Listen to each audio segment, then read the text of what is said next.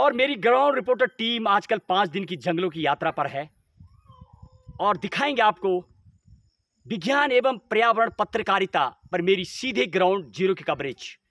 जहां तक मैं इस प्राकृतिक सौंदर्य की बात करूं और देवभूमि को, इस उत्तराखंड की भूमि को मानव प्रकृति ने यहाँ पर अपने आप को खूब संवारा है।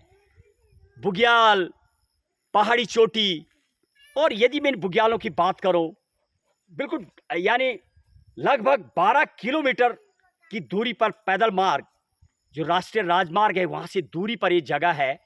और जब मैं इस जगह पर पहुँचता हूँ, एक ऐसी जगह पर दाईं तरफ यदि मैं कैमरा लगाऊं तो टेहरी जिले का कंटका धाम कि दाईं तरफ जो गांव पड़ते हैं, क्यारी, चापड़ा, वो पड़ते हैं, और बाईं तरफ की बात करूं तो उत्तरकाशी जिला पड़ता है। ये ऐसी पहाड़ी चोटी है, इन जगहों पर लोग आजकल छानी और डांडा कांटा पहुंचे हुए हैं। और जिस जगह पर मौजूद हूं, इस जगह पर मुझे खास तौर पर कुछ लोग अभी बकरी वाले भी जंगल में मिले, गौशालाएं और भैंस चुगाने वाले लोग भी नजर आए। और अभी मैं जिस जगह पर हूं, कुछ यानी गुजर इनको कहा जाता है, भैंस पालने वाले हैं। ये अक्सर डेरे बदल के चलते हैं। आजकल ये बुग्यालों में गंगोत्री धाम की तरफ, और दोनों धाम में देखे जाते हैं, यमुनोत्री धाम में भी जाते हैं। ये गंगोत्री धाम से लौट रहे हैं, पहाड़ी पर लौटते हैं। और मेरे सामने की तरफ 3 टेंट, यानी जंगलों के बीच में टेंट लगाकर रहते हैं। सारी व्यवस्था इनके पास होती है, घोड़े, खच्चर, सामान ढोने के लिए। तमाम भैंस भी मुझे काफ़ी नज़र आ रही सामने की तरफ आराम करती है। अभी दोपहर का समय है और कई इनके जो परिवार यानी इनकी महिलाएं भी टेंट में आराम करती नजर आ रही। इनके बच्चे मुझे नजर आ रहे सामने की तरफ। सबसे बड़ी चीज जो मुझे नजर आई, यहाँ पर इनका दूध गर्म करने वाला ये बड़ा सा जो लोटा नुमा एक बर्तन है जिसपे दूध को गर्म किया जाता है। एक बकरी भी नजर आई, एक गौ, कुछ गायें भी इनके साथ चलती, गायें भी होती हैं। आप अंदाजा लगाए, इन पहाड़ी में जब मैं जाने का प्रयास कर रहा था, उनका कहना है रात्रि में बिल्कुल इस जगह पर टाइगर, यानी जिसको बाघ बोला जाता है, बाघ यहाँ पर आया हुआ था रात बिल्कुल इनके नजदीक और वापस चला गया। क्योंकि शायद प्रकृति ने जो आदमी को जो बनाया है वो सबसे बुद्धिमान और सबसे बड़ा जानवर है, ऐसा लगता है मानो। और दूर दूर से, हालांकि इन जंगलों की बात करूं, यहाँ पर इन पहाड़ों में भालू भी होते समय आने पर, अनेक प्राकृतिक चीजें। और बच्चे छोटे छोटे, लगभग 8 से 10 बच्चे मुझे नजर आ रहे हैं। और जब मैं जाने का प्रयास कर रहा था, वास्तविक बच्चे पढ़ते नहीं हैं, मैं कुछ बहरहाल, हालांकि ये यदि मैं फंडामेंटल राइट की बात करूं तो आर्टिकल 21 में फ्री एजुकेशन बिकम 14 ईयर्स तो है, वो शायद मुझे जमीन में उतरता नजर नहीं आ रहा अभी भी।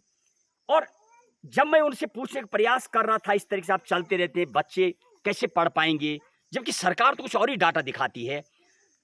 और ऐसा लग रहा मानो बच्चे वास्तविक अपने पेरेंट्स के बिना नहीं रह सकते। उनका कहना है यदि उनके लिए हॉस्टल बनाए जाए, हॉस्टल में रहेंगे, पैसे की इनके पास कोई कमी नहीं होती है। जंगलों में पनीर, घी, दूध, दही भरपूर मात्रा में बनाते हैं। और खुद मुझे यहाँ पर दूध, जो यहाँ पर दूध के बर्तन से बर्तन भरे हुए मिल रहे हैं। खुद मेरी टीम यहाँ पर दूध पी रही है, सब तमाम चीज़ें इनके पास हैं। तो शायद एजुकेशन को लेकर यदि व्यवस्था बनती है तो कहीं ना कहीं बदलाव आएगा। हालांकि इनको कोई ज़रूरत तो उसकी है नहीं, या फिर इनके लिए कुछ ऐसे डिप्लोमा, ऐसे कुछ रिसर्च किया जाए कि जब प्रकृति के में जाते हैं, पर्यावरण में जाते हैं, तो कुछ उसके ऊपर अध्ययन कर सकें। अनेक पेड़ पौधे, अनेक प्राकृतिक चीज़ें होती है जहाँ पर शोधनुमा होती है। कुछ ऐसी व्यवस्था मुझे नज़र नहीं आई। पूछूंगा, दिखा तो बच्चों को क्या कह रहे हो और चीज़ों को लेकर के। और इस तरीके से टेंट में महिलाएं, बच्चे रहते हैं। ये बिल्कुल निर्भीक बच्चे होते हैं। सिर्फ कमी नज़र एक आती है तो शायद जो शिक्षा की मैं बात करूं तो शिक्षा की इनको ज़रूरत नहीं होती, कि ये धनाढ़ तो हैं ऑलरेडी, कि उनके पास इतने भैंसें, एक एक भैंसें लगभग 80-80 हज़ार की होती हैं। फिर भी एजुकेशन से तो कनेक्ट किया जाए तो बहुत बेहतर कर पाएंगे ये लोग। और मैं कुछ और जानने का प्रयास करूँगा। भैंसें भी बिल्कुल सामने की तरफ, अभी दोपहर का समय है, आराम करती नज़र आ रही हैं। और पूछता हूँ क्या कह रही हैं इसको लेकर के। यस, कुछ महिलाएं नज़र आ रही। क्या नाम है जी आपका, नाम बताएंगे? क्या नाम है आपका? जैतून। जैतून। अच्छा, ये जैतून का मीनिंग क्या होता है, जानते हैं आप? जैतून का मतलब क्या होता है? नहीं अच्छा जानते। अच्छा, तो आपका नाम रखा, कुछ तो सोच के रखा होगा। कब से आप ये ऐसे जंगलों में जाते हैं, कितने सालों से आप ये सब व्यापार करती हैं जो भैंस वाला है? हैं? बचपन से? अब परदादी से। अच्छा, बचपन से हाँ। पढ़ाई वगैरह किया आपने? स्कूल वगैरह गई हैं आप कभी? नहीं किया। गई नहीं? तो कभी सोचती नहीं आप अपने बच्चों के बारे में? इतने कितने बच्चे हैं आपके? 3 बच्चे। 3 बच्चे हैं। तो कभी इनके बारे में सोचते नहीं, इनको पढ़ाएं, स्कूल भेजें, ऐसा नहीं चाहते हैं आप? चाहते थे। तो फिर भेजते क्यों नहीं? जाते हैं? जमीन नहीं थी। जमीन नहीं है? क्या नहीं है? तो जब आपकी भैंसें देहरादून में जाती हैं, सहारनपुर जाती हैं, तब क्यों नहीं भेजते आप? अच्छा, आप डेरा बना के ऐसे चलते रहते हैं, हाँ, तो इन बच्चों को हॉस्टल क्यों नहीं डालते? आप देखो बच्चे हैं, ये देखो छोटे बच्चे। क्या नाम है आपका? हाँ, सैफू। क्या नाम है यार? कितने साल के हैं आप? कितने साल के हैं? कभी पढ़ने की इच्छा नहीं होती है? और देखो इस तरीके से शायद बच्चे हैं तो कभी, हाँ वो देखो छोटी सी बच्ची, वो भी नाम बता रही है अपना। बहुत खूबसूरत बच्चे, क्योंकि कहीं ना कहीं फिटनेस तो होती है, जंगलों में रहते हैं। और बहन जी आपका क्या नाम है? ताजी भी।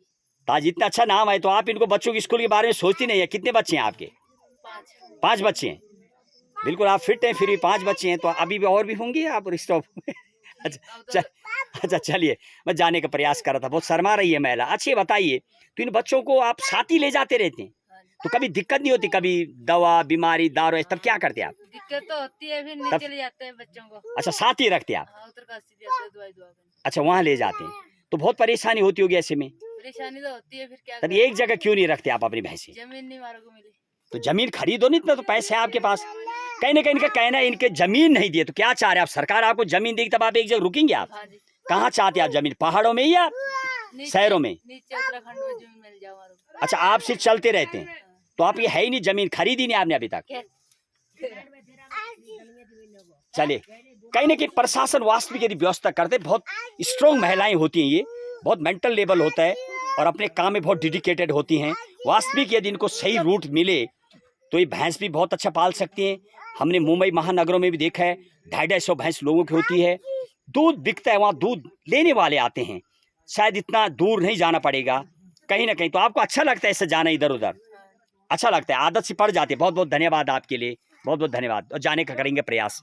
क्या कह रहे हैं और लोग?